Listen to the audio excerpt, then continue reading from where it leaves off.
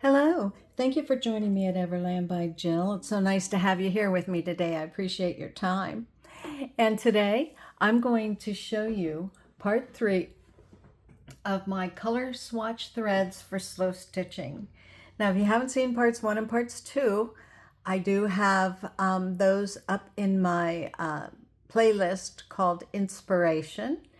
And I hope that you enjoy this final piece.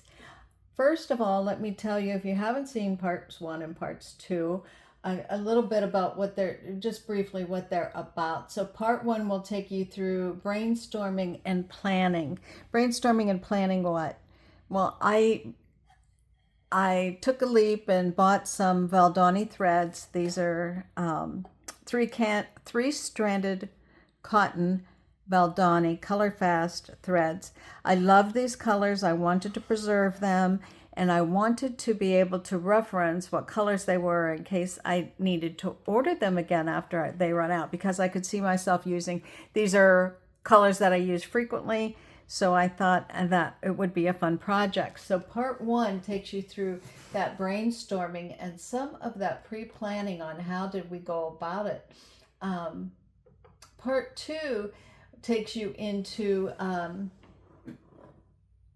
how I created the swatch panels, how I decided to display them, in what order, and so on. So that's all in part 2. Also in part 2 is how I decided to do the spine, because I used a kettle stitch on the spine, and that's a little different, but for this fabric book and for future fabric books, I think it was an excellent choice. So if you love part 1 and part 2, today what I want to show you is part 3, and that is the finished product. Keep in mind that all the threads used in here are Valdani out of this selection here that I have on my desk. So as you know, I was thinking about using this cute little cotton fabric ribbon that came on this pack of fabric. It was so cute, and I thought, well, maybe I'll just use that. And for those of you who really know me, know that I don't like a detached closure, know that something's going to happen to this, because I'm going to stitch it here. I will probably use some of those threads and do some maybe a messy cross stitch or something just to sew it across the spine.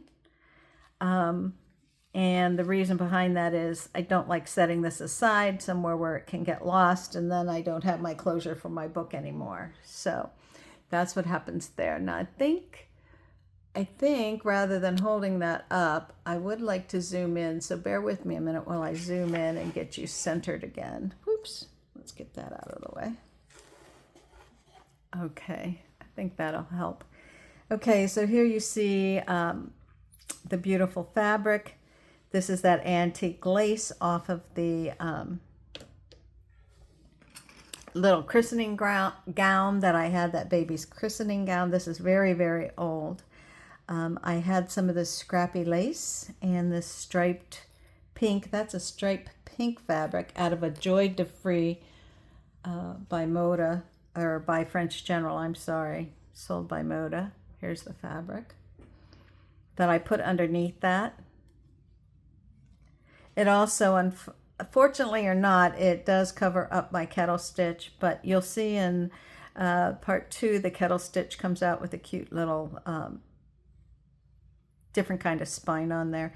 And here is the back, blue flowers, a little bit of Roxy Creations fabric, just to add a little coordination with the blue flowers on the back. So that's the outside of the book. So cute. I hope you like it.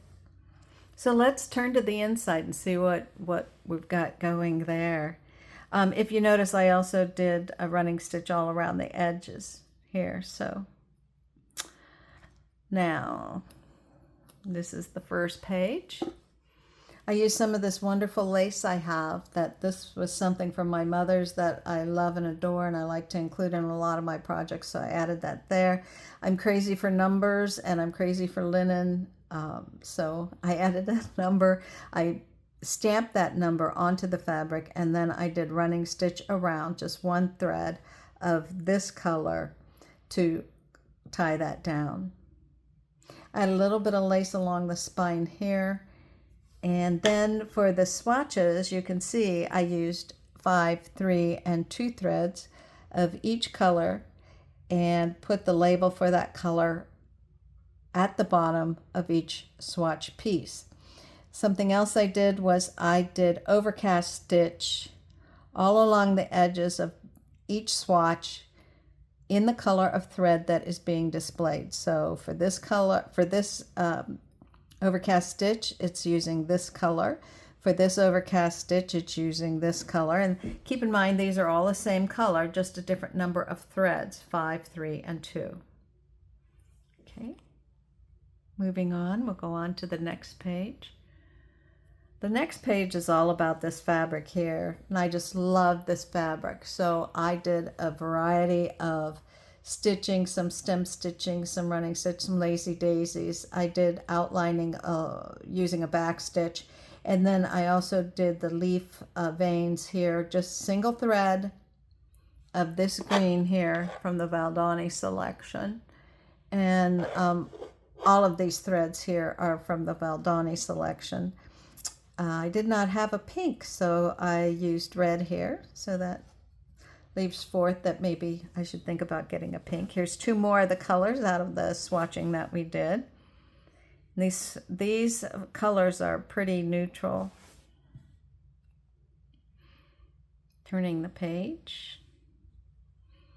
This page I just did a little wonky cluster here with some beautiful, again, some beautiful lace, a couple different colors that tied out to these, I thought.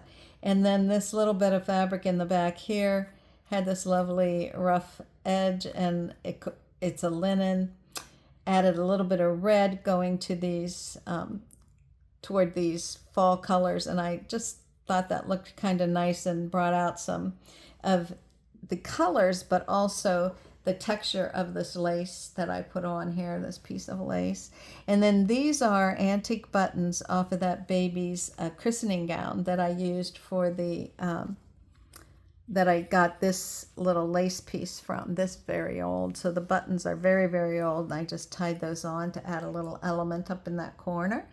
I thought that was real cute. And again, 2 more of the colors from the selection.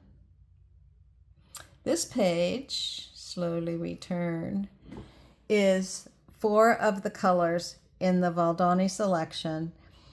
5 strands, 3 strands, 2 strands, overcast stitch, each color doing its own swatch. I didn't think this page needed anything else, and the simplicity of this page alone I love. I don't want to overpower the book with other things. Like I didn't want to do a bunch of embroidery or adding other elements to the page, because the point of this book is the threads. Okay, and then we're going to go to the last page here, which we have 2 colors left, blue and green, and I added some elements on this inside back page. This lace I had showed, I think, in, oh, I don't know if it was in part 1 or part 2, to be honest with you, but I did show that. I loved it with this fabric. It had the same color as these leaves, and it had a nice leafy, I think that motif is a little bit leafy and feathery looking, so I like that.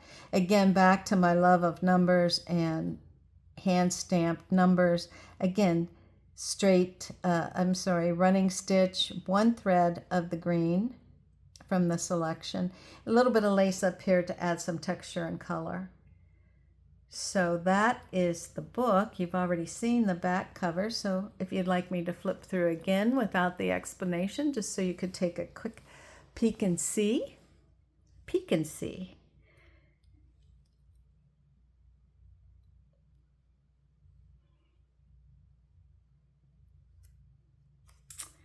Just came out so cute. I loved working on this book. The cuddle stitch was a massive revelation, I'll call it, because stitching cloth books together, we love to make cloth books for different things, and then stitching them together, we always realize after we have our pages, oh, I have to bind this somehow. How am I going to bind it? Well, guys, the kettle stitch is a game changer there, because your pages open nice and flat. So lovely. And because I have not lost this yet, let me put this back on and settle it where it belongs. And there we have my little Valdani color swatch thread book. So I hope you like. And one last look at the outside. Got it tied. I did a little messy cross stitch on the spine just to hold the closure, so I don't have to worry about losing it. And there you have it. So I hope you like that. So I hope you liked this video. I hope you have a great day. Do something you love. Leave a comment below. Let me know if you like this, if you'd like to see more videos like this. And I appreciate it. If you think about it and can give me a thumbs up, that helps my channel as well. So go out, have a great day, do something you love, and until the next time.